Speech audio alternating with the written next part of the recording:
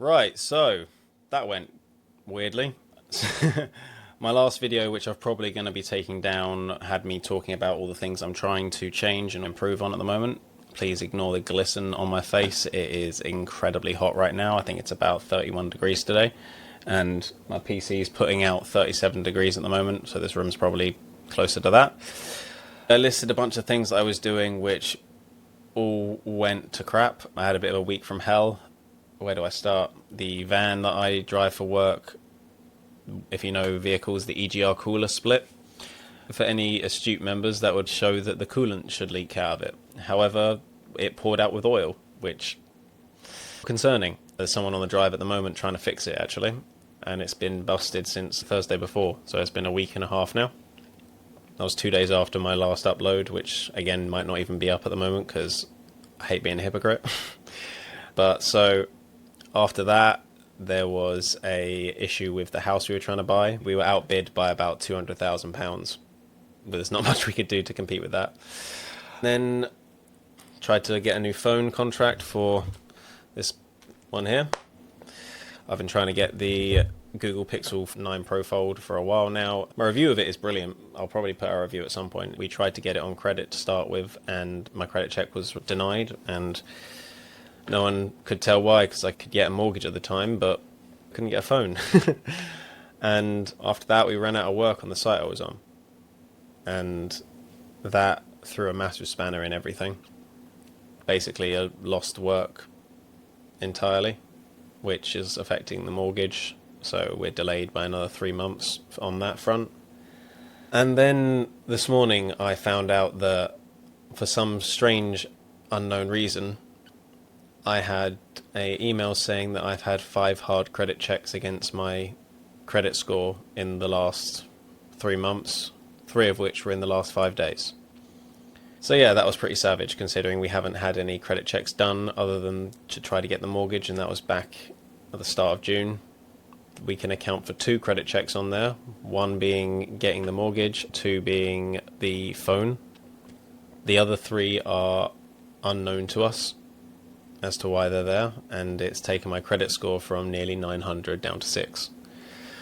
Hopefully we can talk to the bank as to why that's happened, but it is what it is right now. With every negative thing that's happened in the last week, I kind of fell off of the improvement stuff that I've been doing. It was quite savage and quite ashamed of how I did and how I coped. I've barely been keeping track of what I was supposed to be keeping track of.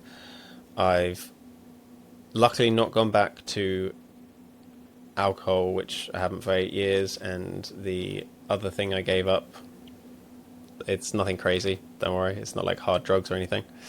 I didn't go back to that either, even though the temptation was very high, which I used to use to relax me a lot. And then the other thing I did go back to, which is what this video is going to be about, I'm going to introduce you to someone in a minute who's going to take over for me, is caffeine.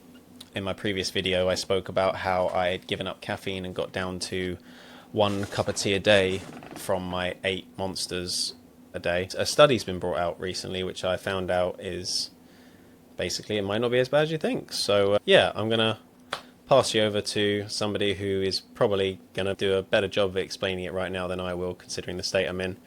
If it goes well, you'll probably be hearing from him a lot more often. Take it away, AI Mike. Thanks, Mike. Hey, I'm AI Mike, and it's great to be here. So, you know how we're always looking for that next hack, that secret to staying young and full of energy? Well, what if I told you it might be sitting right there in your coffee cup? Yeah, I'm talking about caffeine. That pretty much powers modern civilization. And it turns out, there's some fascinating science that suggests our daily caffeine hit might be doing more than just waking us up. It could actually be helping our cells fight off the aging process. A really interesting study came out of Queen Mary University of London.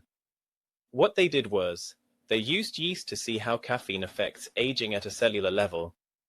Now, before you click away thinking, Mike, what do I have in common with yeast? Just hold on. Yeast cells and human cells share a lot of the same basic machinery, which makes them a fantastic starting point for this kind of research, you know.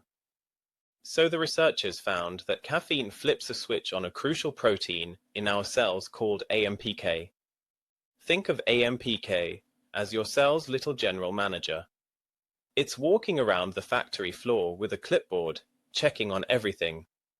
When it senses that energy levels are low or things are getting stressful, it starts giving out orders. All right, everyone, time to tighten our belts, repair that broken DNA over there, and manage our energy better. It's the key to keeping the whole operation running smoothly and efficiently. But it doesn't stop there. Caffeine also has an effect on another system called the TOR pathway.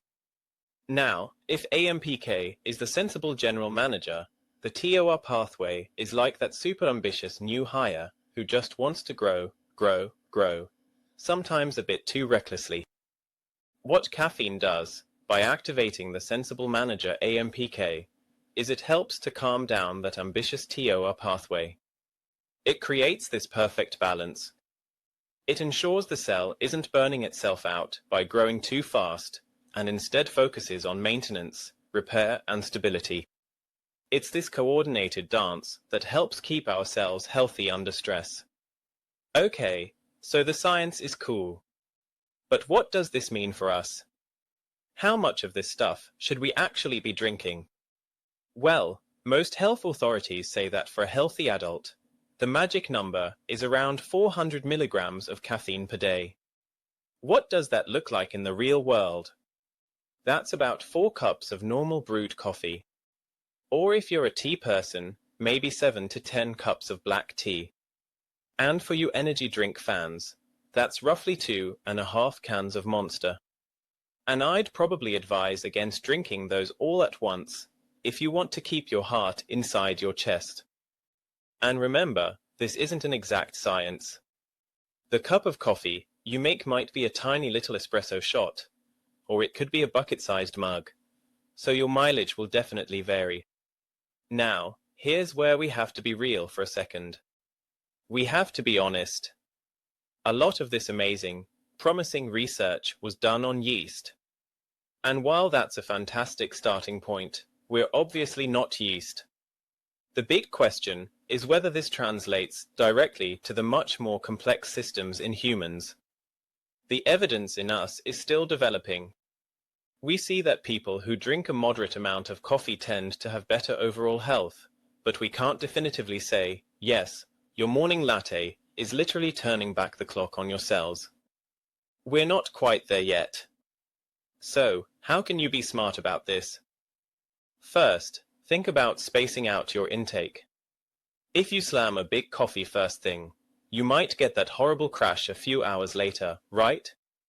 Instead, try having a smaller amount, and then wait 3 to 4 hours before your next one. It's like drip feeding your productivity instead of flooding the engine. And this is a big one, something the real Mike talks about all the time: have a caffeine curfew. Seriously.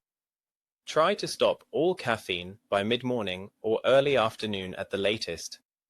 This gives your body a solid 8 to 10 hours to clear it out of your system, so it doesn't mess with your sleep. Because, let's be honest, getting good sleep is also kind of important for not aging. Just a little bit. So, the bottom line is this: caffeine, when you use it wisely and in moderation, seems to be pretty darn good for us.